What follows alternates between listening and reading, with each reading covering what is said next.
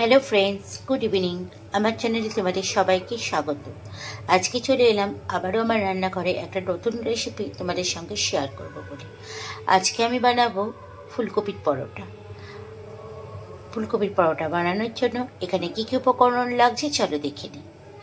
এখানে আমি একটা বড় সাইজের ফুলকপি নিয়েছি আর একটা আলু নিয়েছি। আলুটাকে ভালো করে ছাড়িয়ে নিয়েছি। আর এটার মধ্যে লাগবে হচ্ছে একটা টমেটো নিয়েছি, কিছুটা আদা, স্বাদ মতো ঝাল আর একটা ক্যাপসিকাম। এইগুলো হচ্ছে মশলাতে দেব, আমি মিক্সিতে এগুলো বেটে নেব। প্রথমেই আর লাগবে হচ্ছে ধনেপাতা। ব্যাস এটাই হচ্ছে উপকরণ। তো প্রথমে আগে আমি ফুলকপিটাকে ভালো করে ছাড়িয়ে নেব। ছাড়িয়ে নিয়ে একটা কুড়নি দিয়ে ভালো করে কুড়ে নেব। তো দেখতেই পাচ্ছ ফুলকপিগুলোকে আমি ছাড়িয়ে নিয়েছি ভালো করে। এবার চলো একটা কুড়নি দিয়ে একটা পাত্রের মধ্যে এটাকে কুড়ে নেব। এই কুড়নিটার সাহায্যে আমি ফুলকপিগুলোকে এইভাবে কুড়ে নেব।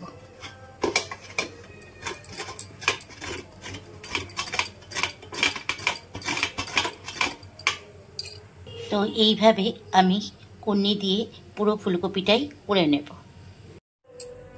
তো দেখো আমার আলু আর ফুলকপিটা ভালো মতো কোড়া হয়ে গেছে। এবার যে মশলাটা আমি রাখলাম, টমেটো, ক্যাপসিকাম, তারপরে আদা, লঙ্কা, এখন এবার বেটে নেব মিক্সিতে। আর এইদিকে আমি আটা নিয়ে নিয়েছি। আটাটার মধ্যে আমি স্বাদ মতো লবণ দিয়ে দিলাম আর দেব সাদা তেল, ময়াম দিয়ে ভালো করে এটাকে মাখবো। তাই এখানে আমি 4 চামচ মতো সাদা তেল দিয়ে নিয়েছি। এবার আটাটাকে আমি শক্ত করে মেখে নেব। তো এখানে আমি মিক্সিতে নিয়ে নিয়েছি মশলাটা। এবার চলো বেটে নিই। তো এখানে আমার মশলাটা বাটা হয়ে গেছে, দেখতেই পাচ্ছ। তো দেখো এখানে আটাটা আমার মাখা হয়ে গেছে আর কতটা নরম হয়েছে দেখতেই পাচ্ছ। এবার আটাটা মেখে আমি রেখে দিয়েছি। এবার যে ফুলকপিটা আমি কুড়ে রেখেছিলাম, ফুলকপি আর আলুটা, এবার আমি সেটাকে পুর বানিয়ে নেব। চলো। তো এখানে আমি একটা পাত্রের মধ্যে সর্ষের তেল গরম হয়ে গেছে। এবার আমি এর মধ্যে যে কেটে রাখা ফুলকপিগুলো আছে আর আলুটা আছে এর মধ্যে দিয়ে দেব। এবার আমি যে মশলাটা বেটে রেখেছিলাম সেই মশলাটা আমি এর মধ্যে দিয়ে দেব। ক্যাপসিকাম, টমেটো, জিরে, আদা আর কাঁচা লঙ্কা এই সব আমি একসঙ্গে বেটে নিয়েছিলাম। এবং মশলাগুলো দিয়ে ভালো করে আমি এবার নাড়াচাড়া করে নেব।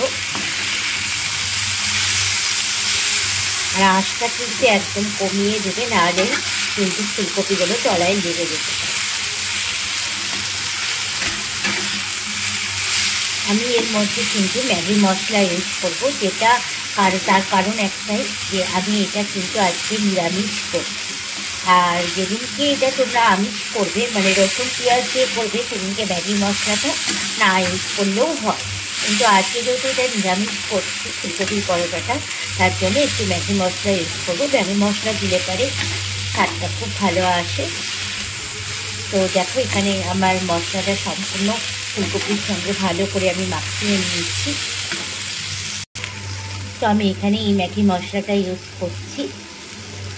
এবার ম্যাগি মশলাটা দিয়ে আবারও ভালো করে আমি একসঙ্গে সব মাখিয়ে নেব।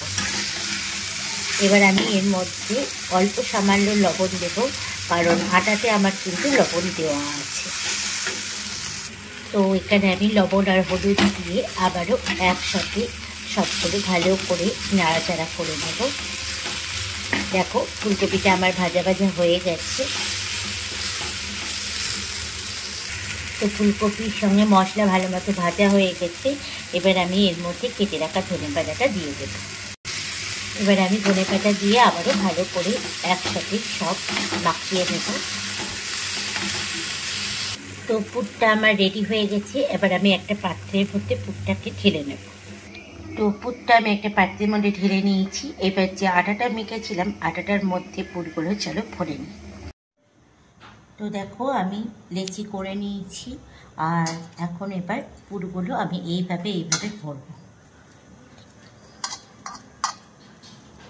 এইভাবে ফাঁকা করে নেব, একটু গর্ত মতো করে নিলাম। এবার চামচ দিয়ে পুরটা নিলাম, এইভাবে নিয়ে ঠিক এইভাবে মুখটা বন্ধ করে দেব।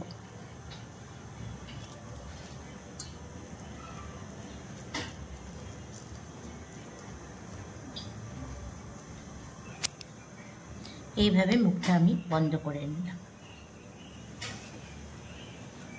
দেখো এইভাবে আমি সবকটা লেচি করে নিচ্ছি। এখানে দেখো কয়েকটা লেচি আমি করা হয়ে গেছে, এগুলো এবার সবগুলো করে নিই। চলো। তো এখানে দেখো আমার সব পুরগুলো ভরা হয়ে গেছে। এইভাবে আমি সব পুরগুলো ভরে নিয়েছি। এবার আমি একটা একটা করে ভেজে নেব। চলো। তো দেখো এইভাবে আমি হালকা আটা দিয়ে নিয়ে ওপর থেকে একদম হালকাভাবে কিন্তু এটাকে বেলতে হবে, নাহলে কিন্তু বেরিয়ে যাওয়ার সম্ভাবনা থাকবে।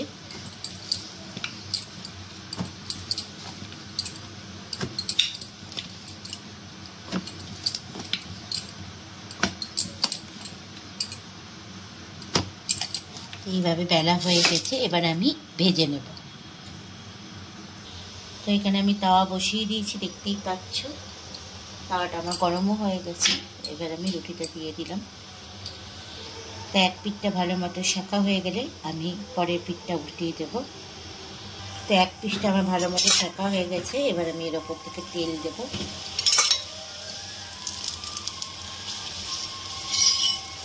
আর কত সুন্দর ফুলছে তোমরা দেখতেই পাচ্ছ।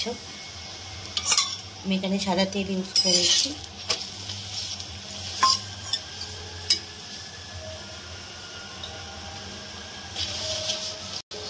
তেলের পিঠটা আমি এইভাবে সেঁকে দিলাম।